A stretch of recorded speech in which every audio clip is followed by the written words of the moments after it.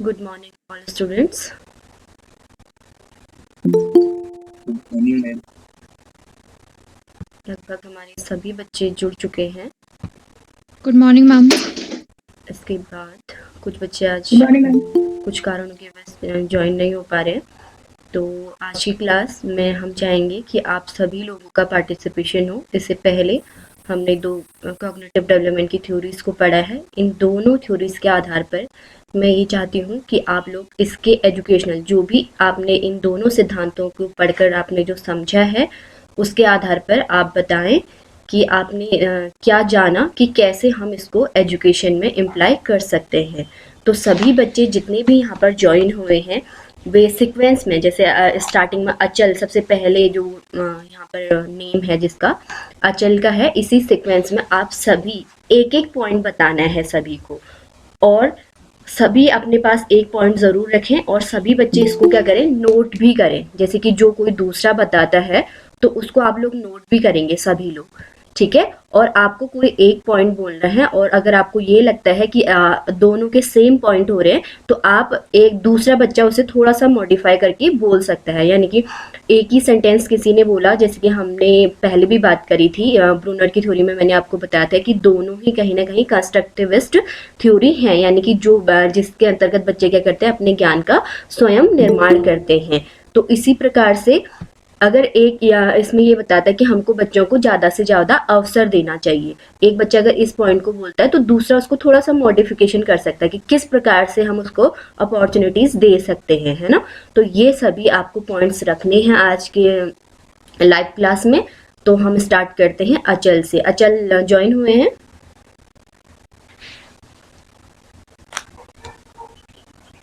Ma'am अच्छा, थोड़ा last में बोल सकता हूँ। ओके मार्केट ठीक हो साइड गया। गया हूँ जरा। नेक्स्ट आ जी जाए। जी मैम। अक्षय बताओ, अक्षय से स्टार्ट करते हैं। Good morning ma'am. Good morning Akshay.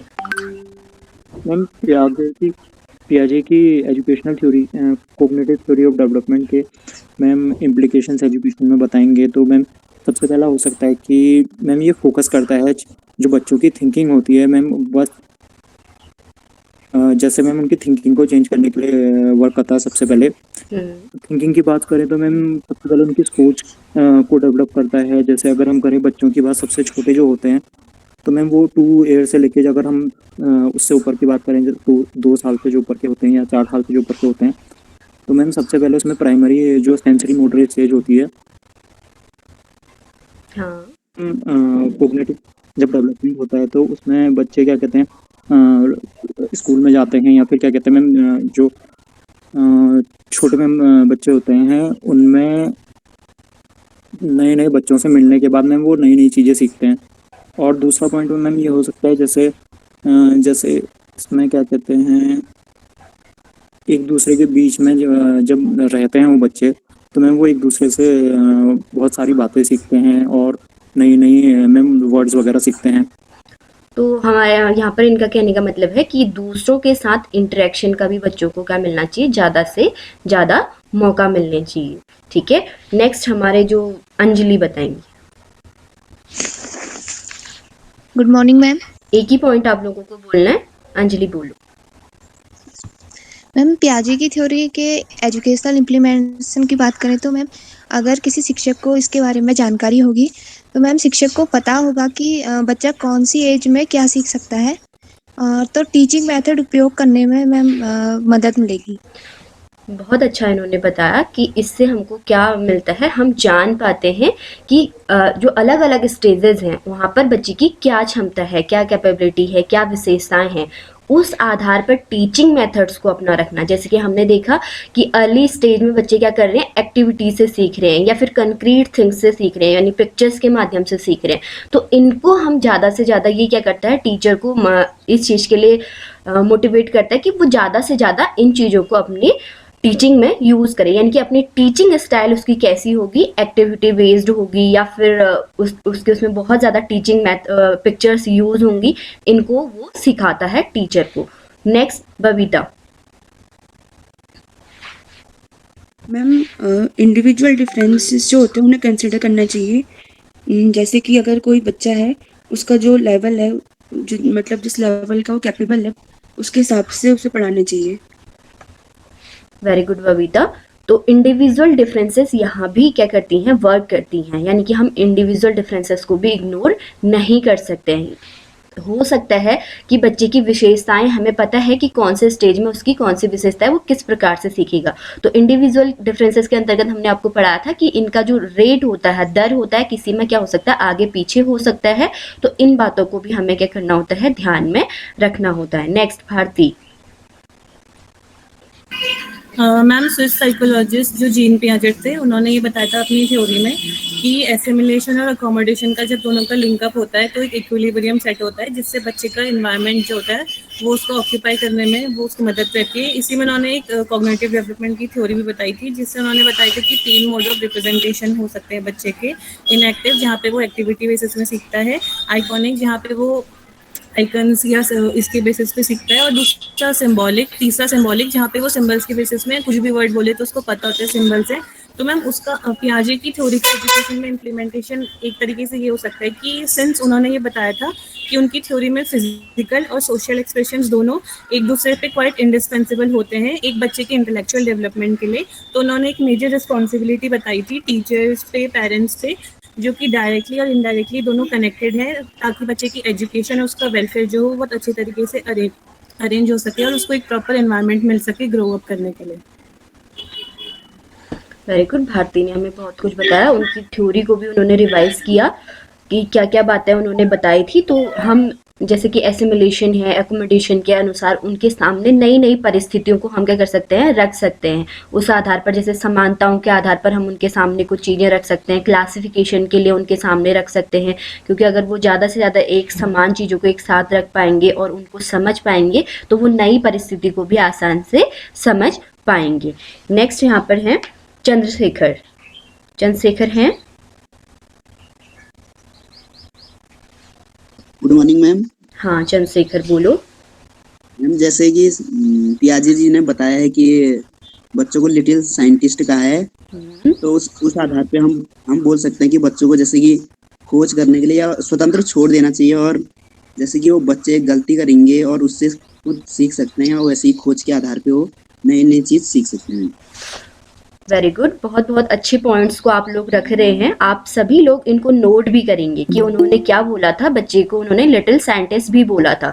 तो लिटिल साइंटिस्ट कब नई चीज़ों को एक्सप्लोर करेगा, जब आप उसको क्या देंगे, स्वतंत्रताएं देंगे। जितनी ज़्यादा उसको स्वतंत्रता होगी किसी कार्य को, यानी कि बाउंडेशन क्या हो, कम से कम हो, तो जितनी ज़्यादा आप उसको अवसर देंगे, जितनी ज़्यादा आप उसको छूट देंगे, उतनी ज़्यादा वो क्या करेगा, सीखेगा। जो भी बच्चे बोल रहे हैं वो बच्चे, अगर उनका नेटवर्क प्रॉब्लम नहीं है उनके एरिया में, तो वो लोग अपना वीडियो भी ऑन कर सकते हैं। ठीक है। नेक्स्ट है चंद्रशेखर के बाद दीपा गोस्वामी।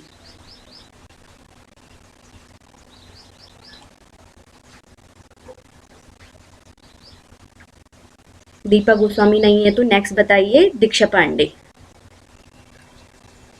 मैम जो पियाजे की थियरी है ना, ये बच्चे को सेंटर में रख के पढ़ने पे, मतलब हम इससे लर्निंग में सीख सकते हैं कि हम बच्चे को सेंटर में रख के कैसे पढ़ सकते हैं, मतलब वो किस एज में क्या सीखते हैं, ये चीज़ें हमें बताती है। तो इससे हम उन्हें किस तरीके से वो सबसे बेस्ट सीख सकते हैं, उस चीज़ पे ध्यान दे सकते हैं। Very good. इन्होंने बताया कि जो हमारी एजुकेशन है वो क्या होती है, चाइल्ड सेंटर्ड होती है। ये सिद्धांत हैं, ये दोनों सिद्धांत फोकस करते हैं कि जो हमारी एजुकेशन होनी चाहिए वो कैसी होनी चाहिए, चाइल्ड सेंटर होनी चाहिए। यानी कि हम जो बच्चे को क्या करें, आगे रखें, हमेशा उसको आगे आने के अवसर दें, वो भी इनिशिएट कर पाए, चीज़ों को बोल पाए, है ना, कोई एक्टिविटी के आधार पर वो अपनी बातों को रख पाए। तो बच्चों को चाइल्ड सेंटर एजुकेशन का कॉन्सेप्ट भी हमें ये दोनों ही थ्योरीज क्या करती हैं, देती हैं। इसके बाद Diksha Arya. Good morning ma'am. Good morning Diksha. Ma'am क्या ये पता चलता है कि हमें बच्चे की माइंड में, मतलब जैसे छोटे बच्चे होते हैं उन्हें किस टाइप से मतलब ज्ञान दिया जा सकता है, मतलब किस तरह से उन्हें पढ़ाया जाता है, फिर थोड़ी बड़ी एज में आते हैं तो उन्हें किस तरह से पढ़ाया जाता है, इस बारे में पता चलता है। ठीक हो गया। यानी कि ये बात करी है उनकी विशेषताओं के बारे में कि क्या विशेषताएं होती हैं हर स्टेज पे, उस आधार पर हम क्या कर सकते हैं, बता सकते हैं। तो आप लोग अपने नए पॉइंट्स को भी रखें। अगर कोई पॉइंट अगर रिवाइज हो रहा है तो आप लोग कोशिश करें कि नए पॉइंट्स को आप लोग रखें। इसके बाद ईला नयाल। हर्षवर्धन और हेमंत अभी एब्सेंट हैं, तो ईला नयाल,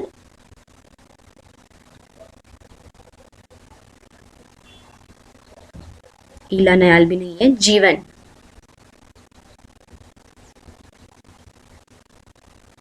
काजल रावत,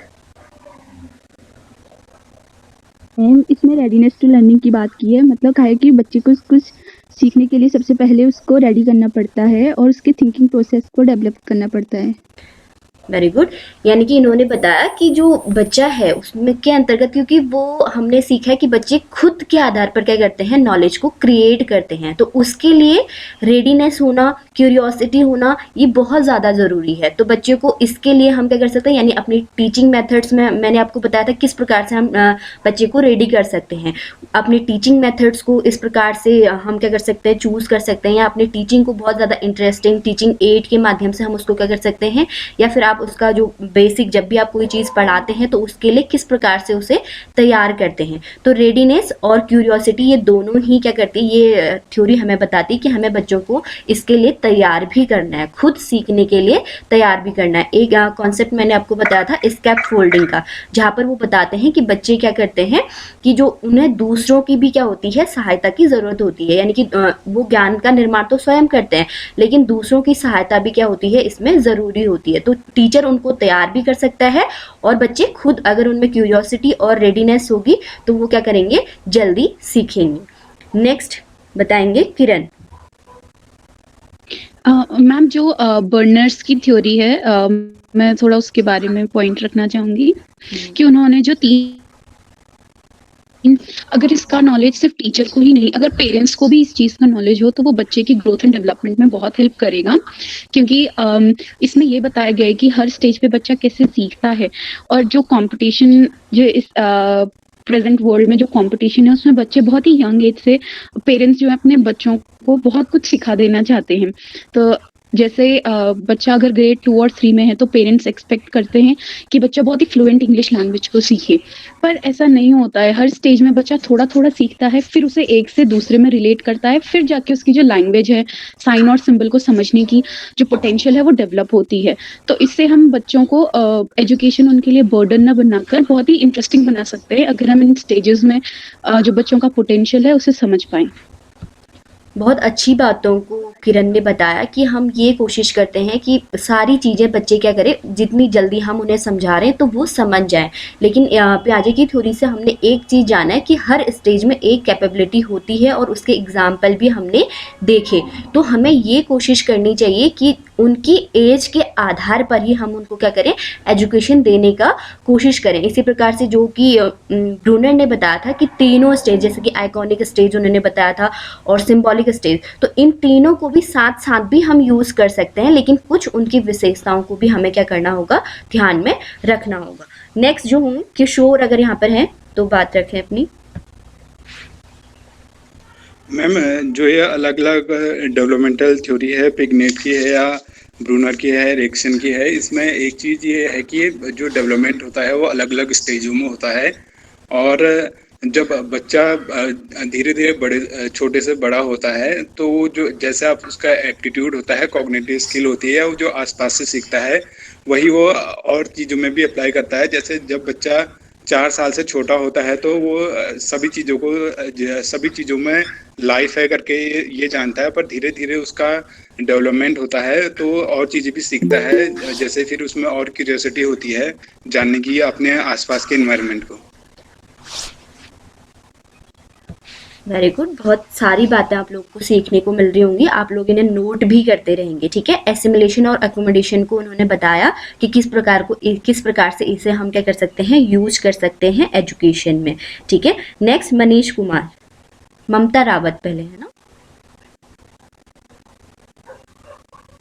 हेलो मैम पियाजे ने बोला था कि जो ज्ञान होगा वो मतलब उपदेश के रूप में बच्चों को नहीं मिलना चाहिए। इसके अलावा बच्चे अगर डायरेक्ट इन्वायरमेंट से इंटरेक्शन करते हैं तो उससे उन्हें ज्ञान ज़्यादा अच्छे से मतलब उसके बारे में वो जान सकते हैं। तो वो चाहते थे कि रेडीमेड ज्ञान बच्चों को ना मिलना चाहिए। तो मतलब उनकी अपेक्षा थी कि मतलब जो टीचिंग है मेथड, वो बच्चे डायरेक्ट इंटरेक्शन होके अनुभव मतलब अपने अनुभव से सीखें। Very good. यही मानना था। ठीक हो गया। ममता ने बताया कि किस प्रकार से कोई भी चीज़ है हमारे इन्वायरमेंट में, जो भी ऑब्जेक्ट हैं, है ना, जैसे कि आइकॉनिक स्टेज में, यानी कि हम उनका डायरेक्ट इंटरेक्शन उन चीज़ों से, किसी चीज़ को हम इनडायरेक्टली पढ़ाने के, यानी कि जैसे हम कोई कॉन्सेप्ट पढ़ाते हैं, उनको हम अगर एग्जाम्पल के माध्यम से पढ़ा रहे हैं या कुछ पिक्चर दिखा के पढ़ा रहे हैं या कुछ वीडियोज़ के माध्यम से पढ़ा रहे हैं, यानी कि उनका कहीं ना कहीं उन चीज़ों के साथ डायरेक्ट इंटरेक्शन होता है या वो खुद उन चीज़ों को एक्सप्लोर करके सीखते हैं, तो वो क्या करते हैं, ज़्यादा सीखते हैं। तो इस बात को भी हम अपनी एजुकेशन में क्या कर सकते हैं, प्रयोग कर सकते हैं। नेक्स्ट मनीष कुमार, बहुत अच्छे पॉइंट्स को आप लोग रख रहे हैं, बाकी सभी लोग भी इन्हें नोट करेंगे। मनीष कुमार नहीं है। मनीष पंत। मैम जैसे कि ब्रूनर की जो थ्योरी है वो एक सबसे बढ़िया विकल्प है पियाजे की थ्योरी का। उसमें जो उन्होंने द्वितीय स्तर को बताया था कि ये विजुअल लर्नर की है, आइकॉनिक भी जिसे हम कहते हैं, और जो तीसरे स्टेज को आपने ऑडिटरी जो स्टेज बताया था सिंबॉलिक वाली, उसमें अगर हम बच्चों के लिए अगर हमें सिखाना है उनको, तो रियल लाइफ एग्जांपल हो गई, और जो सामने मूर्त वस्तुएं हैं, विभिन्न क्रियाकलाप जैसे डिबेट हो गई, कहानियां हो गई, कविता हो गई, इनकी मदद से अगर हम सिखाएंगे। अब जैसे बच्चों को गणित और विज्ञान पढ़ा रहे हैं तो उनको बुकिश नॉलेज न देकर बाहर खुले आसमान के नीचे ले जाकर वहाँ अगर उनको अलग अलग लॉ, अलग अलग थ्योरी समझाई जाए, तो ये जो है ब्रूनर की ये वाली थ्योरी ज़्यादा अच्छे से बच्चों को इफेक्टिवली पढ़ाया जा सकता है उससे। बहुत अच्छा प्रयास था मनीष का। तो उन्होंने बहुत अच्छी बातें आपको बताया कि डिस्कशन को भी हमें क्या करना है, अपनी जो एजुकेशन है उसमें शामिल करना है। एक्टिविटी बेस्ड टीचिंग हमको करनी चाहिए। डिस्कशन भी, जो मैथ का उन्होंने बताया कि मैथ्स को भी ज़रूरी नहीं है कि हम कभी क्या करें, बोर्ड की हेल्प से ही पढ़ाएं सारी चीज़ें। तो आपने देखा होगा कि कभी कभी मैथ्स का कैलकुलेशन हम स्टोरी के माध्यम से या कुछ पजल्स के माध्यम से भी क्या करते हैं, मैथ्स को सॉल्व करने की कोशिश करते हैं। तो इन चीज़ों को हम ज़्यादा से ज़्यादा बच्चों का इन्वॉल्वमेंट इन चीज़ों में करते हैं तो बच्चे क्या करते हैं, जल्दी सीखते हैं। तो इनको हम अपनी एजुकेशन में क्या कर सकते हैं, इम्प्लाई कर सकते हैं। नेक्स्ट मीनाक्षी।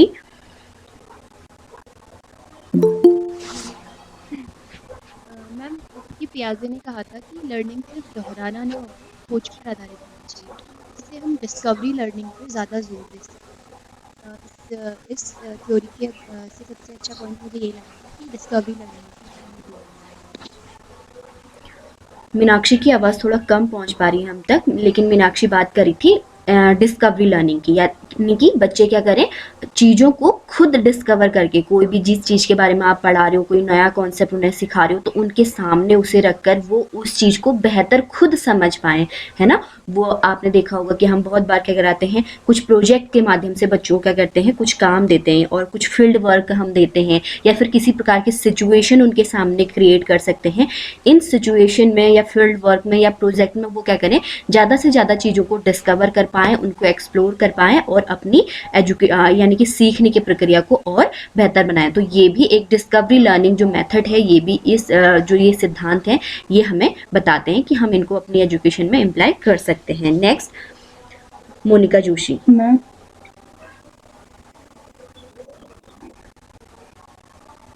मोनिका जोशी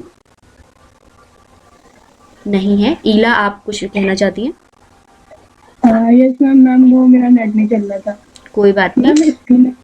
स्कीमेटिक क्रिया जो सिद्धांत है उसके बारे में कहना चाहती हूँ कि उसमें हमें ये बताया गया है कि जो बच्चा होता है वो उसको मतलब किस टाइप का वो व्यवहार करता है, तो उसके बाद हमें किस तरीके से उसके व्यवहार को मतलब सही दिशा देने की कोशिश करनी चाहिए, और जो हमारे उद्दीपक होते हैं वो किस टाइप से काम करते हैं छोटी एज में और बड़ी एज में, और हम किस तरीके से उसमें मतलब सही तरीके से बच्चे को गाइड करें तो बच्चा मतलब सही दिशा में आगे बढ़ सकता है, अपना डेवलपमेंट अच्छे से कर सकता है। Very good. ईला ने एक नई बात यहाँ पर रखी, वो उन्होंने स्किनर की थ्योरी से संबंधित थी कि जो बच्चे हैं उनको उनके व्यवहार को सही दिशा देने क्या हम क्या करता है, जो हमारा स्किनर का सिद्धांत है वह कार्य करता है। और हम अपने इस सिद्धांत के बारे में जानेंगे नकुल आगरी से। नकुल हैं, नम्रता। मैम जो पियाजे थे उन्होंने एक ये भी दिया था एजुकेशनल इम्प्लीकेशन कि बच्चे को simple to complex method of teaching से पढ़ाना चाहिए, मतलब पहले सिंपल और उसके बाद आगे को कॉम्प्लेक्स की तरफ को जाना चाहिए। और प्रोजेक्ट मेथड को भी उन्होंने बढ़ावा दिया था। इससे बच्चा खुद की अपनी स्किल्स को डिफाइन करने में और रियलिस्टिक प्रॉब्लम्स को सॉल्व करने में मतलब उसको हेल्प मिलेगी प्रोजेक्ट के थ्रू। हाँ, सिंपल टू कॉम्प्लेक्स आपने देखा होगा कि किस प्रकार से बच्चा उन्होंने जब स्टेजेस में उनको बांटा था कि जो पहली अर्ली स्टेजेस हैं वहाँ पर क्या होती हैं, जो छोटी छोटी मेंटल प्रोसेस क्या होती हैं स्टार्ट होती हैं, लेकिन जब हम एडोलसेंस में जाते हैं तो वहाँ पर बच्चे क्या कर पाते हैं, एब्स्ट्रैक्ट थिंकिंग कर पाते हैं। तो सिंपल टू कॉम्प्लेक्स का जो कॉन्सेप्ट है ये भी हमें क्या होता है, इन दो सिद्धांतों के आधार पर मिलता है, हम इससे जानते हैं। क्योंकि अगर जो अर्ली स्टेज पे है हम छोटे, आपने देखा होगा जो हमने विकेंद्रीकरण का कॉन्सेप्ट पढ़ा था, यानी कि बच्चे बहुत सारे डायमेंशन को नहीं जान पाते, लेकिन एडोलसेंस में वो क्या करते हैं, इन सभी को सीखने में एबल हो जाते हैं। तो हम कोशिश ये करेंगे कि अर्ली स्टेज में हम उनको क्या करें, बेसिक से नॉलेज दें, और उसके बाद जो हायर स्टेज है वहाँ पर हम उनको ज़्यादा से ज़्यादा जो डायमेंशन है एक चीज़ को उसको समझने का वहाँ पर उसको प्रयास कराएं, या फिर वो खोज करें, उनको डिस्कवरी के माध्यम से करे, प्रोजेक्ट के माध्यम से करे, फील्ड वर्क के माध्यम से करे, है ना। या फिर हमने देखा कि जो ब्रूनर की सिद्धांत है उसमें हमने क्या देखा था, वो बताते हैं जो थर्ड स्टेज होती है उसे उन्होंने बुक और लाइब्रेरी की अवस्था भी कहा था, यानी कि बच्चे खुद बुक्स के माध्यम से अपने नॉलेज को क्या करें, ज़्यादा से ज़्यादा बढ़ा पाएँ। नेक्स्ट हमारे साथ है निहारिया, नहीं है नेहा पांडे। मैम जैसे कि जीन पियाजे ने कहा था कि बच्चा जो है वो अपने ज्ञान का निर्माण स्वयं करता है, तो यह जो थ्योरी है इस तरीके से हो सकती है कि हम बच्चों को डिफरेंट टाइप की एक्टिविटीज कराएं जिसके माध्यम से वो और सीखेगा, और बच्चा गलती करेगा तो उससे उसको जो सीखने में जो सीख पाएगा वो बहुत अच्छे तरीके से सीख पाएगा। और जो एक शिक्षक होता है उसको मार्गदर्शक की भूमिका निभानी चाहिए ताकि बच्चा जहाँ पे रुके वह उसको मार्गदर्शन देके आगे बढ़ने का अवसर प्रदान करे, न कि हर समय उसकी मदद उसकी प्रॉब्लम सॉल्व कर ले। अगर ऐसा होगा तो बच्चा अच्छे तरीके से सीख नहीं पाएगा।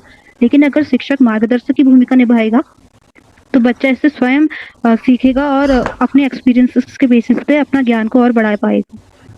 हाँ, बहुत अच्छे विचार यहाँ पे नेहा ने रखे। आपको नेहा ने बताया कि ज़रूरी नहीं कि हम हमेशा बच्चों की क्या करें, जो भी प्रॉब्लम है उनके एजुकेशन से रिलेटेड उनको सॉल्व करें, हम उनको भी मौका दें कि किस प्रकार से वो इस प्रॉब्लम को, क्योंकि उनके माइंड की में भी कुछ कैपेबिलिटी होती है कि वो अपने चीज़ों को सॉल्व कर पाएँ। तो टीचर उनको क्या कर सकता है, गाइड कर सकता है, फैसिलिटेट कर सकता है, लेकिन हम उनको क्या करें, अवसर दें अपनी जो प्रॉब्लम है एजुकेशन से रिलेटेड। आपने देखा होगा कि घर पे भी बहुत बार ये होता है कि अगर होमवर्क दिया जाता है तो पेरेंट्स उसको इतना ज़्यादा हेल्प करते हैं कि बच्चे अपना होमवर्क खुद नहीं करते हैं और वो हमेशा डिपेंड हो जाते हैं माता पिता पर। बहुत सारी सिचुएशन पे ऐसी चीज़ें होती हैं जहाँ पर अगर पूरी टीचर से हेल्प मिल रही है तो बच्चा क्या हो जाएगा, वो पूरी तरह से क्या होगा, टीचर पर डिपेंड हो जाएगा, तो वो खुद से चीज़ों को नहीं कर पाएगा। तो इसलिए हमें क्या करना है कि सिर्फ टीचर को सिर्फ एक गाइड की तरह क्या करना है, कार्य करना है, उसके सामने स्थितियाँ क्रिएट करनी है जिससे कि वो क्या करे, सीख पाए, अपने क्लास को, अपने चैप्टर को किस प्रकार से पढ़ाना है, किस प्रकार से उसमें एक्टिविटी बेस रखना है उसे, और क्या हम उसमें कुछ एक्टिविटी करवा सकते हैं, कौन से टीचिंग एड्स को हम यूज़ कर सकते हैं, इस पर टीचर को ज़्यादा कार्य करने की क्या है, ज़रूरत है। नेक्स्ट कौन है, निशांत। मैम बच्चों को मैम इंटरैक्टिव स्टडीज़ से पढ़ाना चाहिए और उनको एक इन्वायरमेंट ऐसा देना चाहिए जिससे उनका डेवलपमेंट हो मैम, क्योंकि पियाजे ने कहा था कि बच्चे जो होते हैं बहुत एक्टिव और मोटिवेटेड लर्नर होते हैं, तो वो अपने इन्वायरमेंट से और ज़्यादा सीख सकते हैं जितना वो कहीं और से सीखेंगे। और मैम और जैसे हम एक एग्जांपल दे सकते हैं, जैसे अलग अलग टॉयज़ होते हैं, तो जैसे बॉल होता है उससे वो ये समझते हैं कि ये ऐसा टॉय है जिसको हम थ्रो करेंगे तो तभी हम इससे खेल सकते हैं, नहीं तो मैम ऐसे ही जैसे अलग अलग इन्वायरमेंटल फैक्टर होते हैं जो उनके डेवलपमेंट में मदद करते हैं। Very good. इन्वायरमेंट पे भी इन्होंने बात करी कि इन्वायरमेंट जितना अच्छा होगा बच्चा उतना ज़्यादा क्या होंगे, मीन्स यानी कि हम उनके सामने अच्छे एग्जाम्पल्स को प्रस्तुत करें, अच्छी इंटरेक्शन की ज़्यादा से ज़्यादा चीज़ें हम उनके सामने रखें, तभी वो क्या कर पाएंगे, ज़्यादा से ज़्यादा चीज़ों को सीख पाएंगे। नेक्स्ट कौन है,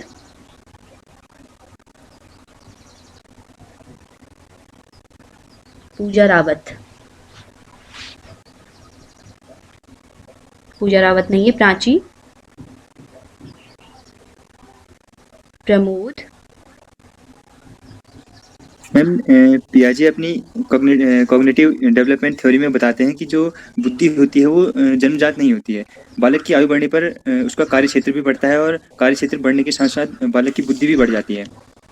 तो मैम हमेशा अपने शिक्षक, अभिभावक या माता पिता को ये कोशिश करनी चाहिए कि जो शिशु है उसको एक स्वस्थ, क्योंकि बच्चा जो बालक होता है वो स्वयं और अपने सराउंडिंग्स के साथ इंटरेक्शन के साथ सीखता है। तो हमेशा उनको कोशिश करनी चाहिए कि बच्चे को एक प्रेरक और एक सीखने का जो माहौल है वो उपलब्ध कराना चाहिए। Very good. नेक्स्ट बताएंगे Prerna. Good morning ma'am. Good morning. Ma'am teaching में प्रैक्टिकल नॉलेज पे ज़्यादा फोकस होना चाहिए, क्योंकि अगर हम प्रैक्टिकल नॉलेज में ज़्यादा फोकस करेंगे, प्रैक्टिकली बच्चा सीखेगा, तो उसके अंदर ये एक habit of independently doing his work ये इनकैलकुलेट हो सकती है उसके अंदर, जिससे उसका सेल्फ कॉन्फिडेंस और उसकी सेल्फ एस्टीम बढ़ेगी और आगे कोई भी लाइफ में आके उसके सामने कोई भी हार्डशिप हो या कोई भी ऐसा काम हो डिफ़िकल्ट नहीं लगेगा उसको, वो आसानी से ओवरकम कर सकता है इन चीज़ों को। तो प्रेरणा ने बताया कि हम कैसे लर्निंग बाय डूइंग हम क्या कर सकते हैं, चीज़ों को सीख सकते हैं। प्रैक्टिकल नॉलेज हम क्या करें, ज़्यादा लें, यानी कि कोई भी चीज़ अगर आप करवाते हैं, सिखाते हैं बच्चों को, तो वहाँ पर कुछ प्रैक्टिकल वर्क भी आप उनको करवाएं। जैसे कि अभी हमने लर्निंग थ्योरीज के बारे में पढ़ा, तो हम डिफरेंट लर्निंग स्टाइल और भी लर्निंग स्टाइल के बारे में जान रहे हैं, या फिर जैसे हमने चाइल्डहुड के बारे में पढ़ा, तो चाइल्डहुड की स्टेजेस में हम बच्चों को ऑब्जर्व करें। तो इस प्रकार से हमारे क्या होने चाहिए, प्रैक्टिकल वर्क भी होने चाहिए। नेक्स्ट बताएंगी प्रेम है। मैम हाँ प्रेम बताओ।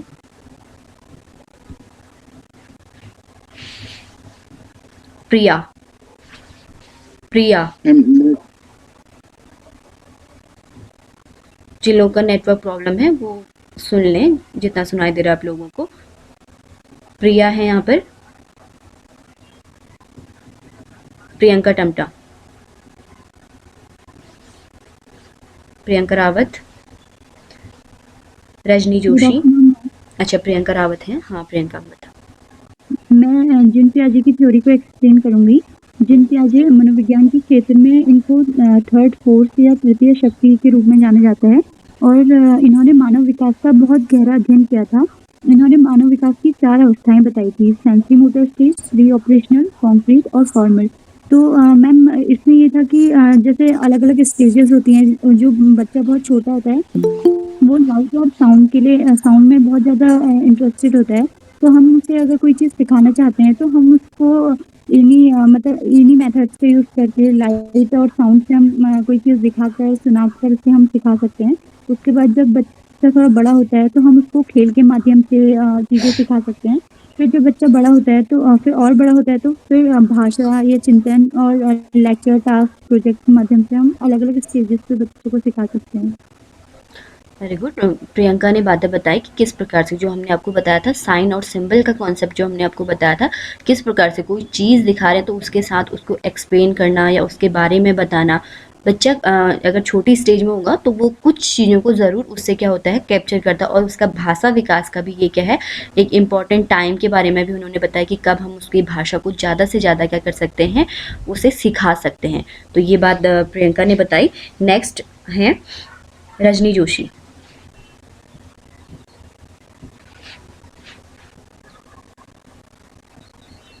मैम जीन पियाजे ने ये बताया था कि हमको इंडिविजुअल डिफरेंसेस को भी मानना पड़ेगा कि बच्चे अलग अलग तरीके से अपने स्पीड से सीखते हैं, तो बच्चों को एकल गतिविधियों के द्वारा भी सिखाया जाना चाहिए और कभी कभी ऐसा भी करना चाहिए कि उनको एक ग्रुप में रख के सीखना चाहिए, जिससे बच्चे एक दूसरे से भी सीखते हैं।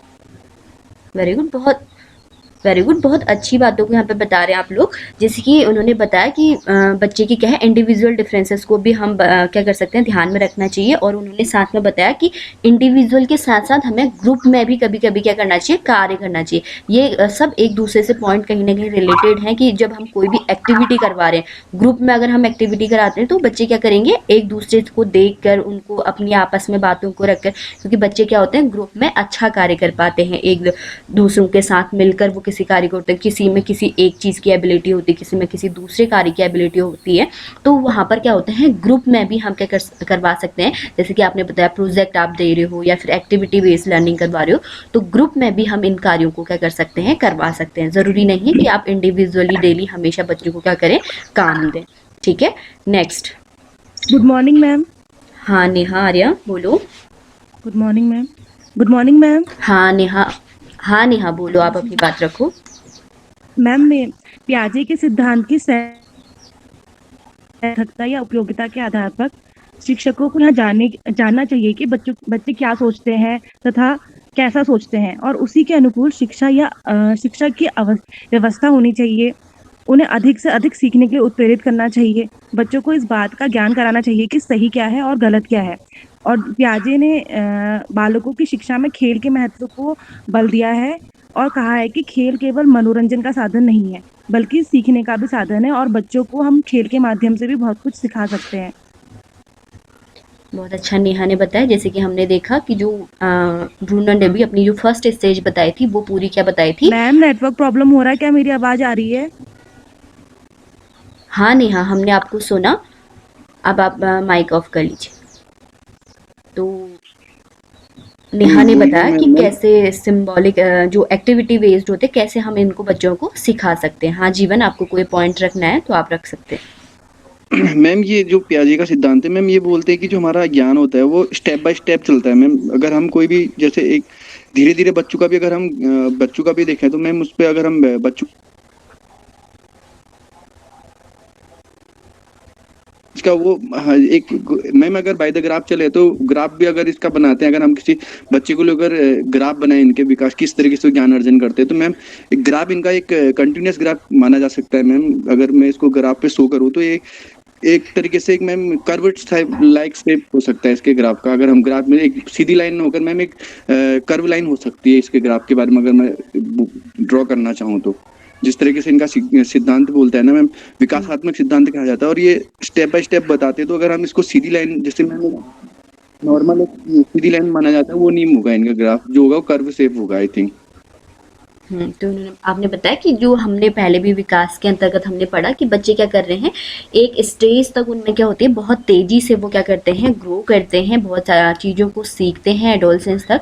उसके बाद अगर जो एडोलसेंस की स्थिति है यहाँ पर बच्चे क्या कर रहे हैं, फुल्ली तरह से उनका जो एब्स्ट्रैक्ट थिंकिंग शुरू हो जा रही है, वो हाइपोथेसिस का निर्माण कर पाते हैं, वो कन्वर्जेंट थिंकिंग और डाइवर्जेंट थिंकिंग कर पाते हैं। तो इस स्तर पर क्या होता है, यहाँ पर हमारा विकास क्या होता है, एक पूर्ण अवस्था तक हम इसको क्या कर देते हैं, यहाँ पर प्राप्त कर जाते हैं। उसके बाद हमें क्या होता है कि यहाँ पर से गति का थोड़ा सा स्लो होता है, इसलिए उन्होंने उसको बताया कि वो एक कर्व की तरह क्या करते हैं, बच्चे सीखते हैं। नेक्स्ट बताएंगे राजेश हैं। जी मैम। हाँ राजेश। मैम जो पियाजे हैं वो कहते हैं कि जैसे जैसे बच्चे की एज बढ़ती है तो उसमें चेंजेस आने लग जाते हैं, उसके थॉट्स में चेंजेस होने लग जाते हैं, और साथ ही उसकी जो एज है उसके अकॉर्डिंग, उसी एज के अकॉर्डिंग जिस चीज़ में वो इंटरेस्ट रखता है उसके अकॉर्डिंग हम बच्चे को सिखाते हैं, तो बच्चा जल्दी से चीज़ों को सीखता है। ठीक हो गया। Next Ritika. Yes ma'am. Ma'am Bruner कहते हैं कि जैसे फर्स्ट उन्होंने जैसे 3 स्टेज बताई है। पहली में उन्होंने बोला कि बच्चा खेल में भी सीखता है, उससे उन्होंने प्लेइंग एज बोला।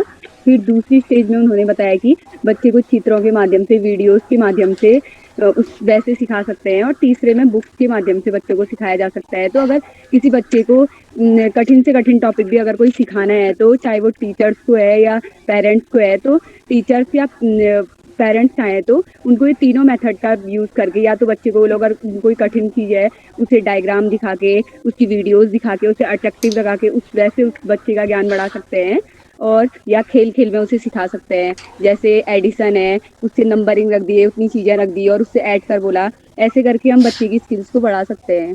रितिका ने हमें बताया कि किस प्रकार से ब्रूनर की थ्योरी को, ब्रूनर ने बताया था कि ये तीनों चीज़ें क्या होती हैं, साथ साथ में भी चलती हैं, और किसी भी एज में आप क्या कर सकते हो, किसी भी अगर टफ टॉपिक को भी इन तीनों चीज़ों को आप यूज़ करके बहुत आसानी से सिखा सकते हैं। Next Rohit. Good afternoon ma'am. Ma'am जो जीन पियाजे थे उनके जो थ्योरी है उसका हम अगर एजुकेशन में इम्प्लीकेशन देखें तो वो इस टाइप से हो सकता है कि अगर हमको उनकी 4 स्टेजेस का अगर पता होगा तो हम बच्चों के लिए एक ऐसा करिकुलम बिल्ड कर पाएंगे जो सिंपल टू कॉम्प्लेक्स होगा, स्मॉल स्टेप्स में सिखाने में विश्वास रखता होगा, जनरल टू स्पेसिफिक होगा और स्पाइरल बेस्ड होगा और जो बच्चों की क्यूरियोसिटी है उसे बनाए रखेगा, उसे खत्म नहीं होने देगा। Very good. एक नया पॉइंट आपको दिया रोहित ने बताया कि करिकुलम कैसे बनाना है, इसको भी हम सीखते हैं इन दोनों सिद्धांतों के माध्यम से, क्योंकि ये हमको बता रहा है कि कौन से एज पे कौन से विशेषता है, तो उनका जो करिकुलम होना चाहिए, उनकी एक्टिविटीज किस प्रकार से होनी चाहिए, ये भी हमें क्या करते हैं, ये दोनों सिद्धांत बताते हैं। नेक्स्ट है सागर। Good afternoon ma'am. हाँ सागर। पियाजे की थ्योरी में उन्होंने एक एप्लीकेशन यह भी दिया कि कैसे बच्चे को हम डिसइक्विलिब्रियम से इक्विलिब्रियम की तरफ लेके आए, यानी कि डिसइक्विलिब्रियम मतलब जहाँ पर बच्चे का माइंड एकदम कंफ्यूज रहता है और इक्विलिब्रियम जहाँ पर वो बैलेंस रहेगा, मतलब उसका माइंड स्टेट ऑफ माइंड। तो उन्होंने on the basis of physical world में बताया कि कैसे हम बच्चे को डिसइक्विलिब्रियम से इक्विलिब्रेशन की तरफ ला रहे हैं by the process of equilibrium. तो उन्होंने एसिमुलेशन और एकोमोडेशन के बेसिस में बताया। जैसे एग्जांपल में मैं देना चाहूँगा कि एक बच्चा था, तो उसके पेरेंट्स उसके एक वाइट कलर की बॉल लेके आए, तो उसने उस बॉल को देखा और उसने उसको खाने की कोशिश करी, पर लेकिन उसने नेक्स्ट डे देखा कि वहाँ पर कुछ एग्स भी रखे थे टेबल पे, तो उसने एग उठाया और जब उसने बॉल देखी तो उसके पेरेंट्स ने उसको बताया कि ये बॉल होती है, इससे खेला जाता है। लेकिन नेक्स्ट डे जब उसने देखा कि एग भी रखे हैं तो उसने एग को फेंका जमीन पे, वो टूट गया। तो वहां से उसके ऊपर उसकी चीजों में थोड़ा सुधार आया कि उसने चीजों को समझने की कोशिश करी, यानी कि उसका माइंड जो कंफ्यूजन था वहां से वो क्लियर हुआ कि जो जरूरी नहीं है कि जितनी भी वाइट चीजें हैं वो खाने के लिए है या खेलने के लिए है। तो यहाँ से उसमें एकोमोडेशन की प्रोसेस आई, जहाँ से उसने अपनी चीज़ों में मॉडिफाई किया, करेक्ट किया उनको और नया स्कीमा जनरेट किया। बहुत अच्छा। सागर ने हमको एग्जाम्पल के साथ बताया एसिमिलेशन और अकोमोडेशन की प्रक्रिया को, जिसे हम क्या कहते हैं कि बच्चे जो सीखते हैं एडेप्टेशन से सीखते हैं और इक्विलिब्रियम की स्थिति को हम प्राप्त करते हैं, तो ये उन्होंने बताया। तो इस प्रकार से हम बच्चों के सामने कुछ ऐसी अलग सी चीज़ें रख के क्या कर सकते हैं, डिसइक्विलिब्रियम क्रिएट कर सकते हैं, यानी कुछ मानसिक अव्यवस्थाएं हम, जिससे कि बच्चे को क्या हो, स्ट्रेस हो, वो उनको जानने के लिए क्या हो, क्यूरियोसिटी उसके अंतर्गत आए। तो इस प्रकार जब डिसइक्विलिब्रियम होगा तभी बच्चा उसको जानने के लिए कि क्या है, किस लिए है, ये क्यों हुआ, कि अगर जैसे बॉल और उस एग में उन्होंने बताया तो उसके माइंड में कुछ चीज़ें चली होंगी कि ये बॉल तो मैंने फेंकी लेकिन वो नहीं फूटी, लेकिन एग क्या हुआ, फूट गया। तो वो डिफरेंस दोनों में क्या कर पाएगा, उसके बाद क्लियर कर पाएगा कि ये क्या चीज़ है और दूसरी क्या चीज़ है। तो ये हमारी क्या होती है, इक्विलिब्रियम की स्टेज होती है। तो इस प्रकार से हम क्या कर सकते हैं, नई नई चीज़ों को बच्चों को सिखा सकते हैं। और साक्षी बताएंगे। Good afternoon ma'am. Good afternoon ma'am. Brunner's की थ्योरी में एक टर्म है स्पाइरल करिकुलम। तो मैम मेरा मानना है कि एजुकेशन फील्ड में इसका इम्प्लीकेशन बहुत अच्छे से हो सकता है। मतलब स्पाइरल करिकुलम में ये होता है कि जो नया सिलेबस है, नई क्लास का सिलेबस है, उसमें कुछ पुराना क्लास का सिलेबस ऐड करके भी पढ़ाया जाता है, जिससे कि बच्चे का जो बेस है वो बहुत पक्का हो जाता है और वो पुरानी चीज़ें भूलता नहीं है और आगे जाके उसे कोई भी कॉन्सेप्ट समझने में कोई परेशानी नहीं होती। अगर बेस अच्छा होगा, बेस पक्का होगा, तो वो आगे कोई भी डिफ़िकल्ट कॉन्सेप्ट समझ सकता है। बहुत अच्छा। स्पाइरल करिकुलम के बारे में आपको साक्षी ने बताया कि जो पुरानी चीज़ें हैं अगर रिवाइज उनका नहीं होगा तो हम क्या होते हैं, उनको भूल जाते हैं और नई चीज़ों को हम आसानी से फिर नहीं समझ पाते। तो इसलिए उन्होंने स्पाइरल करिकुलम का कॉन्सेप्ट दिया था कि चीज़ें रिवाइज होनी चाहिए। आप आगे भी बढ़ जाते हैं, बहुत सारी चीज़ें अगर आपने सीख ली हैं तो उससे रिलेटेड जो बेसिक इन्फॉर्मेशन है उसको भी हम क्या करते रहें, उनको दोहराते रहें, तो जिससे कि हम आगे जो हायर कॉन्सेप्ट हैं उनको क्या कर सकते हैं, आसानी से समझ सकते हैं। बहुत अच्छा प्रयास है आप सभी लोगों का। कुछ बच्चे और रह गए हैं। समीक्षा। Good afternoon ma'am. मैम, पियाजे की जो थ्योरी है वो स्कूल्स में वेरियस को करिकुलर एक्टिविटीज़ ऑर्गेनाइज कराने को प्रमोट करती है, जो कि बच्चों में क्रिएटिविटी को बढ़ाता है और उससे वो सेल्फ मोटिवेट होते हैं और उनमें एक सेंस ऑफ इंटरेस्ट भी डेवलप होता है। और ये एजुकेटर्स को हेल्प करता है एक सिस्टमेटिक सिलेबस बिल्डअप करने में, जो कि बच्चों के कॉग्निटिव लेवल के अकॉर्डिंग हो और वो इंटर रिलेटेड भी हो उन बच्चों से, जिसको वो अच्छे से समझ पाएँ। बहुत अच्छा प्रयास है आप सभी का। नेक्स्ट है स्नेहा। Good afternoon ma'am. हाँ स्नेहा। हाँ मैम, जैसा कि अभी हम जीन पियाजे के कॉग्निटिव डेवलपमेंट के बारे में, उनके एजुकेशन इम्प्लीकेशंस के बारे में बात कर रहे हैं। तो जो जीन पियाजे है उन्हें हम फादर ऑफ चाइल्ड साइकोलॉजिस्ट भी बोलते हैं। वो ये मानते थे कि जो बच्चे हैं वो लिटिल साइंटिस्ट होते हैं। वो उन्हें एक्टिव एक्सप्लोरर बोलते थे या एक्टिव लर्नर्स बोलते थे। वो बोलते थे कि जो बच्चे हैं वो अपनी नॉलेज को खुद से कंस्ट्रक्ट करते हैं on the basis of personal experience, अपने पर्सनल एक्सपीरियंस के हिसाब से ही अपनी नॉलेज बिल्ड करते हैं। तो एजुकेशन में इम्प्लीकेशंस ये होना चाहिए कि टीचर्स को या चाहे पेरेंट्स हो, दोनों को ही अपने बच्चों को कुछ ऐसी प्रॉब्लम सॉल्व करने के लिए देना चाहिए जिससे वो अपने माइंड का यूज़ करे, या इसके अलावा उन्हें कुछ ऐसा प्रोजेक्ट्स के थ्रू उनको टीच करना चाहिए, या कुछ ऐसी एक्टिविटीज़ देनी चाहिए जिसके थ्रू वो अपने माइंड का यूज़ कर सके। इसके साथ-साथ जो हमने एसिमिलेशन और अकोमोडेशन का कॉन्सेप्ट देखा था, तो टीचर को हमेशा ये करना चाहिए कि बच्चे के माइंड में डिसइक्विलिब्रियम क्रिएट करे। तो अगर जब टीचर बच्चे के माइंड में डिसइक्विलिब्रियम क्रिएट करेगा तो उससे ये होगा कि बच्चा नई नॉलेज को और ज़्यादा गेन कर सकेगा, उसके सामने नए-नए कॉन्सेप्ट लाएगा या नई-नई चीज़ें लेके आएगा, तो इससे बच्चा और ज़्यादा सीख सकेगा, उसका माइंड और ज़्यादा एक्टिव हो सकेगा। Very good. स्नेहा। अच्छा स्नेहा का हो गया। यशोदा। यशोदा नहीं है। और कोई बच्चे रह गए हैं जिन्होंने अपनी बात रखनी है? Yes ma'am. हाँ अचल। जी मैम।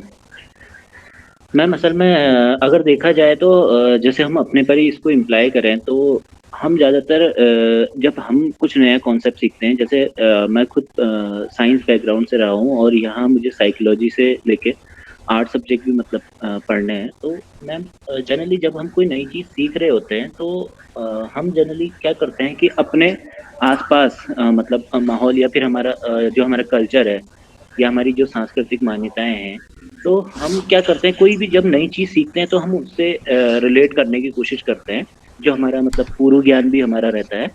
तो ब्रूनर ने जो अपना संज्ञानात्मक विकास सिद्धांत दिया था, तो उसमें उन्होंने इसी बात को दिया हुआ था कि बच्चे जो पूर्व में सीख चुके होते हैं, उनके बेसिस पे ही टीचर को उनको और मोटिवेट करके समझाना चाहिए, जिससे कि चीज़ों को अगर हम उनको कुछ एक्स्ट्रा देना चाहें, जैसे हमारी क्लास जब बढ़ती चली जाती है तो हम जो है जब बड़ी क्लास में नया कॉन्सेप्ट पढ़ाते हैं, क्योंकि हर क्लास के कुछ कॉन्सेप्ट क्या होते हैं कि एक दूसरे से मिलते जुलते से होते हैं, जो हम मतलब 9th तक पढ़ते आते हैं, उसी का आगे को चल के और मतलब इम्प्लीकेशन होता है और ज़्यादा नया कॉन्सेप्ट, बड़ा कॉन्सेप्ट सामने निकल के आता है।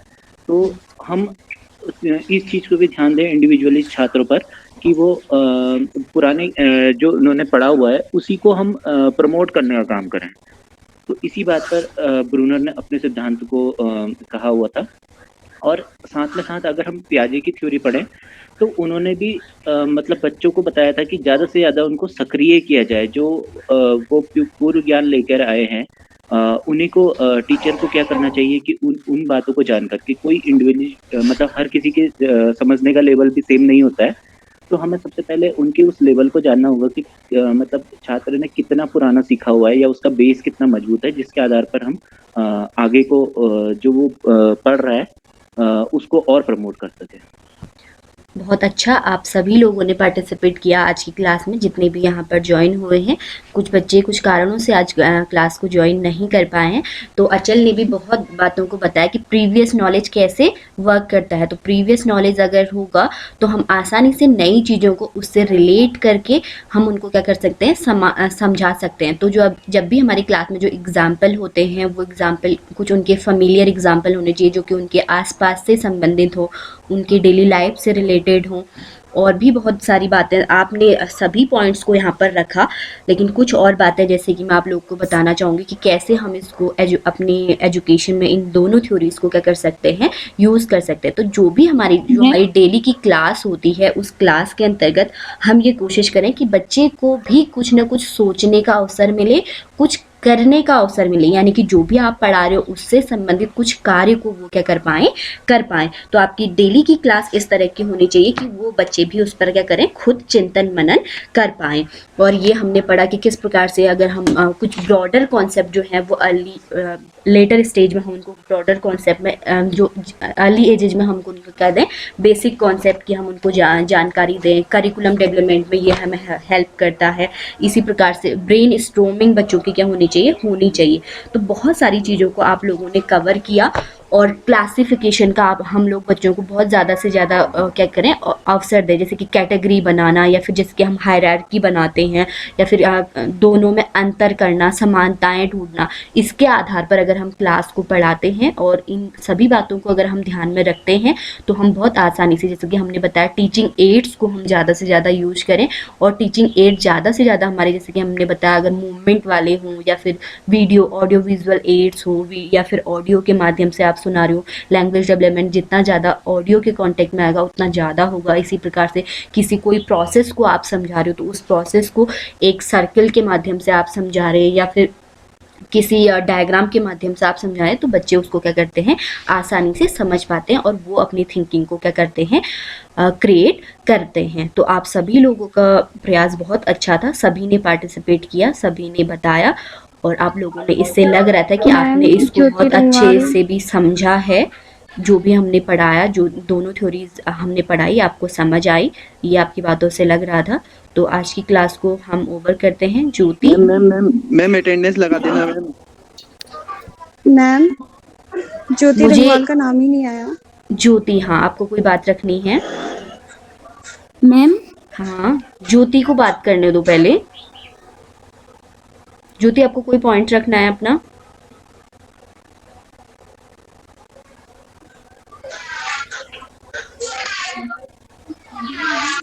ज्योति, आपको कोई पॉइंट रखना है? मैम हाँ बोलो। बाकी लोग क्लास क्विट कर लीजिए। हमारी जो एजुकेशनल इम्प्लीकेशन है हमने आज उनको सभी को डिस्कस किया। तो बाकी बच्चे जिनको और कुछ बातें करनी है तो वो मुझे पर्सनल कॉल करें।